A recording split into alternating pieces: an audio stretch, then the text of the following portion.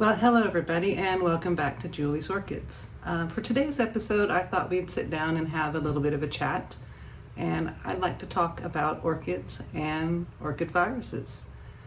Specifically, I'm going to narrow the orchids that we are talking about down to Paphiopedilums, and the reason for that is I've received a viewer request to address a specific question about Paphiopedilums. So my viewer, Sharon Carpenter over at Rare Roots of Joy, I'll put her link in here. Do check her out. Anyway, Sharon sent me a text message with a couple of screenshots of an orchid forum that she belongs to online.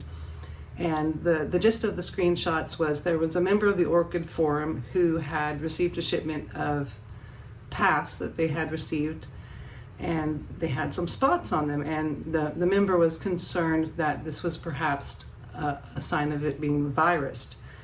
So she put pictures on the orchid forum and put the question out there for help from the orchid forum. And another member of the forum, I'll put a copy of that here, other member of the forum actually went so far as to say that it absolutely cannot in any way, shape, or form be virused because it is a Paphiopedilum. Basically said that Paphs don't get viruses. So I wanted to address that topic. We're going to debunk the common misconception that Paphiopedilum orchids cannot be virused. And I will use a few simple little research papers that I found. It didn't take long. I'll use some general, what I consider common sense, and we'll discuss the concept of Paphiopedilums cannot be virused. So the first thing I think we need to address is what is a virus, what is a viral infection, versus what is a bacterial infection. So we'll just get down to real basics. Bacteria are actual living cells. They survive on their own. They replicate on their own. Whereas viruses cannot self-replicate. They must inject their DNA, if you will, RNA, into the host cell, and that's how it takes over and replicates itself, by taking over the host cell. So there's your difference between bacteria and viruses. Bacteria can live on their own. They can survive for a few days on surfaces, and so can viruses. And both are very easily transmittable through touch, body secretions,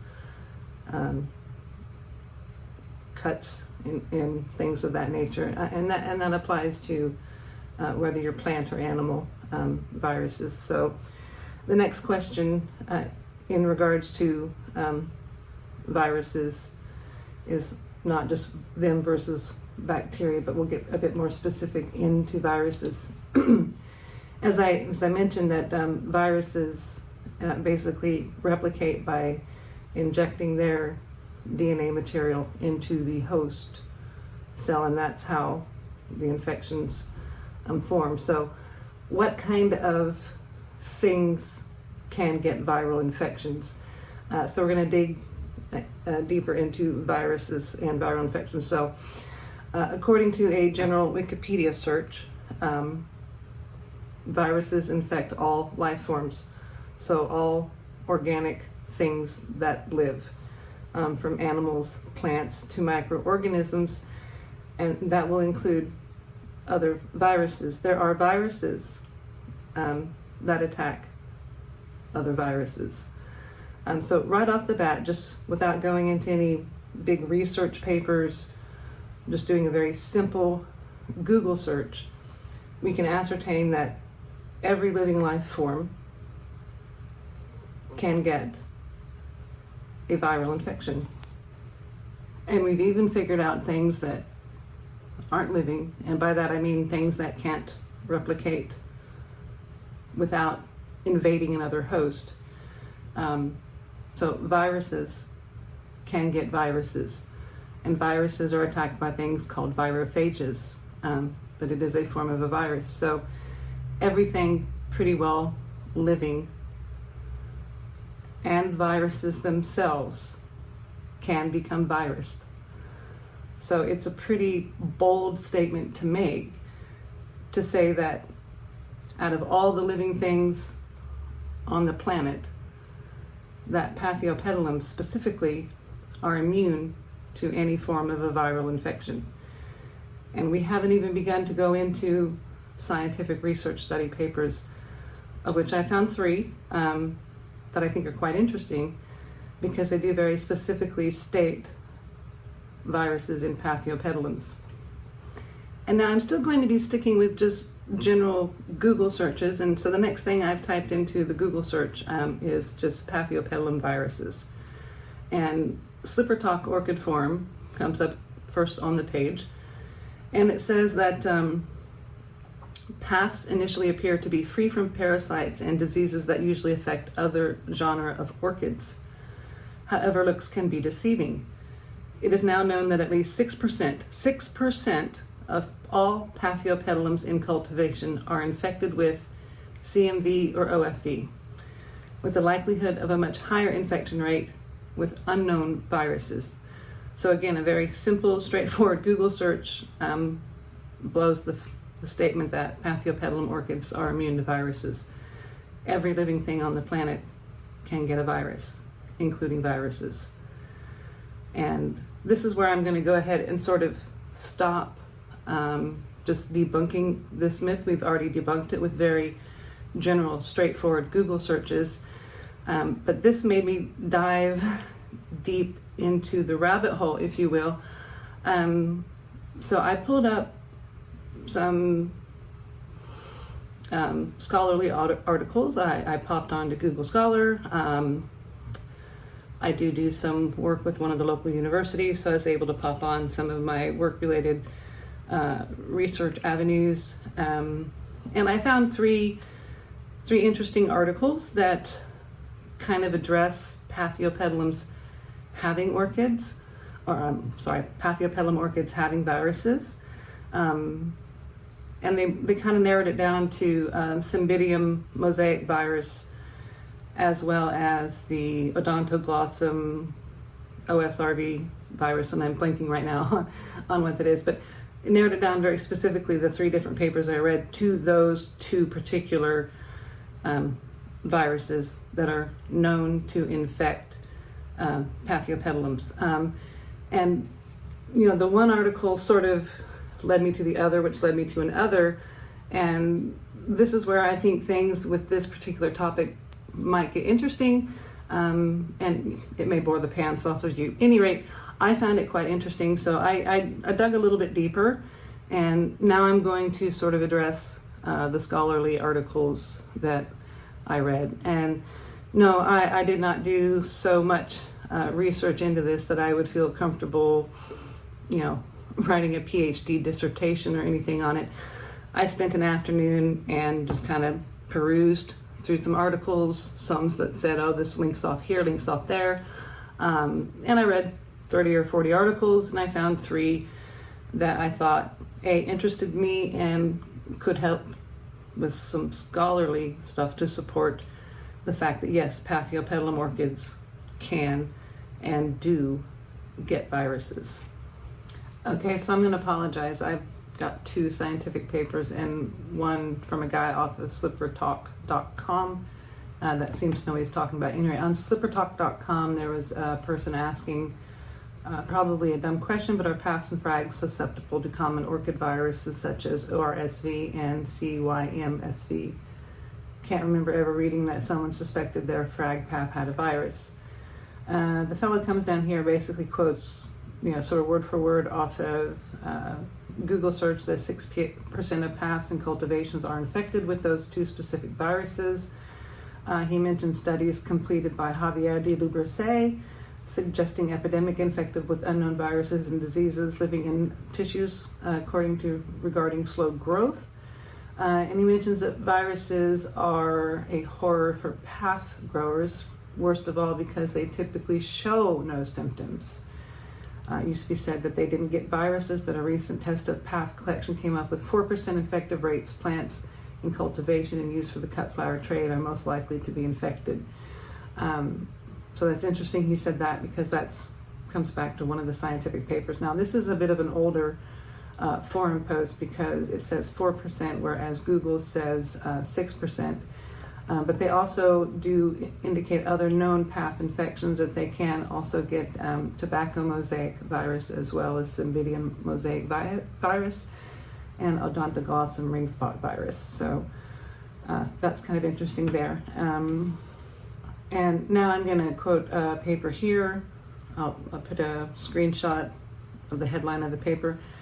Basically, it's titled Occurrence of Cymbidium mosaic and Odontoglossum ring spot viruses in orchid germplasm of Sikkim and Jarling Hills, their identification and global diagnosis. So authors Pant, Das, Pun, and Ramachandran and Mehdi did specifically state that in the Jarling Hills in India, in those areas specifically, that they went out into nature and they tested the orchids that were found in those areas for those specific viruses. And one of the specific plants that they tested endemic to that area was, I believe, was Paph insigne. Let me look at my notes, because I did take some notes on this one. Paph insigne. So the endemic to that area, Paph insigne, populations they have in the Jarling Hills area in India had those viruses. So that's interesting. This is in nature. Plants in nature with those viruses. And that's kind of alarming if you think that a Paphiopedilum in the hills in India can have Cymbidium ring virus in nature. And what's interesting about our plants in nature having these viruses is that a lot of our species Paphs and species orchids are endangered. Their habitats are endangered, or they're completely gone from their natural habitats and are only found in cultivation. So it's important to note that these viruses have made it out of cultivation population into the wild populations. Now, which came first, the chicken or the egg? The papers don't address that, but I did find another paper that kind of does. Okay, so now, sorry you guys, bear with me. Like I said, this question sort of led me down a rabbit hole. So as I was talking about that orchids are becoming quite endangered in their natural habitats, if they even are still existing in their natural habitats, or that their natural habitats exist at all. So it's important to understand that viruses have made it into these habitats where they weren't beforehand. And how do we know that? Which came first, the virus were already there? We don't know. But now I've got something where I'm going to say that after reading this particular paper, I'm going to say that we've introduced these viruses to some of these habitats from other habitats. So according to Fogel, Kundu, and Roberts in their 2016 paper, Genetic Homogenization of Two Major Orchid Viruses Through Global Trade-Based Dispersals of Their Hosts. That says it right there. And reading the societal impact statement of this particular paper was quite astounding. So in a nutshell, they've looked at these viruses and how they change through time and whatnot. And they figured out that what's really concerning is that, specifically in regards to Cymbidium mosaic virus and Odontoglossum ring spot virus, OSRV, that it is concerning because that these quickly evolving viruses, these kind of viruses are quickly evolving. The ones that they're finding in the natural habitats, which should be genetically quite diverse through habitat to habitat, they're finding that there are very few genetic differences since the first emergence of these viruses across the countries and the host plants. So the reason why this is concerning, is because biosecurity regulations to control the movement of orchids and related pathogens are failing. And the reason why they're failing is because you've got the exact same virus strain, say in Australia, that you're going to find in India, that you may find in Thailand. So they're proving that biosecurity practices are also threatening native orchid habitats because of us going out into orchid areas, just transmitting things across time and space and whatnot, that accidental translocation of viruses or reintroduction of infected plant materials. Let's say they're trying to reestablish populations of orchids by adding a few more that they've grown in lab, from lab cultures. That's what they're saying here, that some of these viruses are being spread because infected plants are being mericloned, and those mericloned virused plants are being sent out en masse. And those are even being reintroduced into the wild to help reestablish failing populations. So this is really quite an interesting topic, which I then at this point in time thought, I need to stop looking into this because this could take me down a really deep rabbit hole.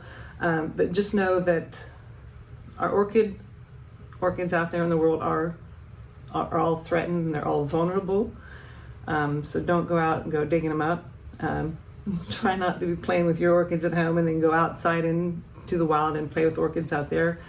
Viral infections are, pretty well that easy to spread. Don't just toss your used material out into the wild. You're spreading viruses that way, possibly without even knowing it. So the question is, do Paphiopedilum viruses have some sort of a God-given natural immunity to viral infections? And the answer quite clearly is no. And that the viruses are spreading through cultivation, through reintroduction of plants into our natural habitats, also threatening our already endangered species of orchids that are still found in the wild. So yes, Paphiopedilums can get virused. And I'm thinking, by understanding that from my little deep dive into this, that a lot of these are spreading because they are mericloning plants that are already virus. So they're taking the already virus cells and they're mericloning them and they're shipping those out that are just virused right from the get-go. Food for thought. At any rate, if you like this little chat, debunking, rant, whatever you want to call it, I'd appreciate a thumbs up. A subscribe would be great. Thank you guys very much for watching. I hope you learned something. If at minimum, take the time to really clean and take good hygiene practices when dealing with your plants, just in case, because as we've learned, 6% of Paphiopedilums out there are virused. Thank you again, and have a wonderful day.